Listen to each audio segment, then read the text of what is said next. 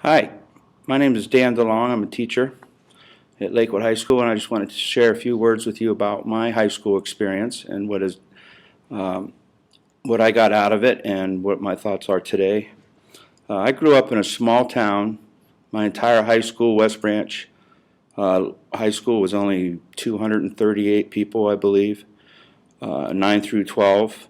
I did not find my high school years to be a very easy thing to go through. Academically, I had no trouble. School grades, all that was always easy. It was just the social part of it was always tough for me. I just kind of never really was with the in crowd or anything like that.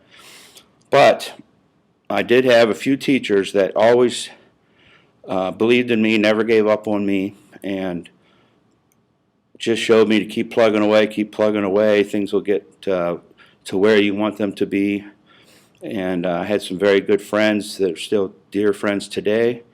I've lost some of them are still around, but it was a great time with them.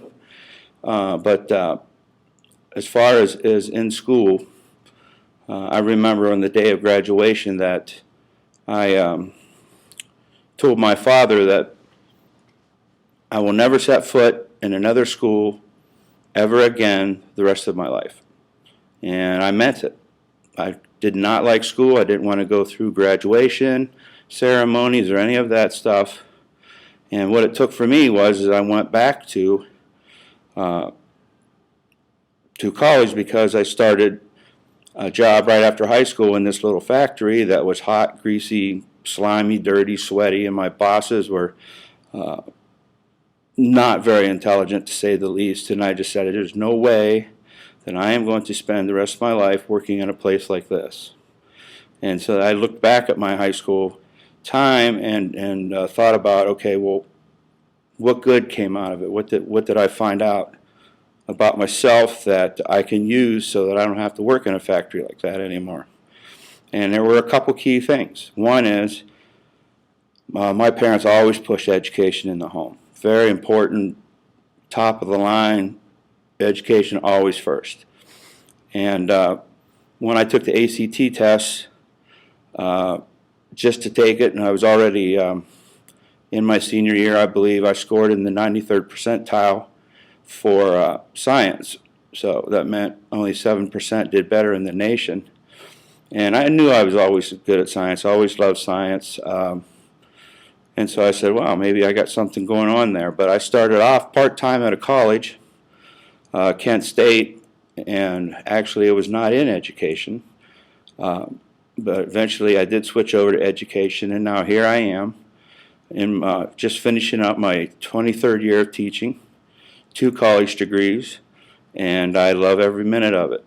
And I guess the best thing I can say is for those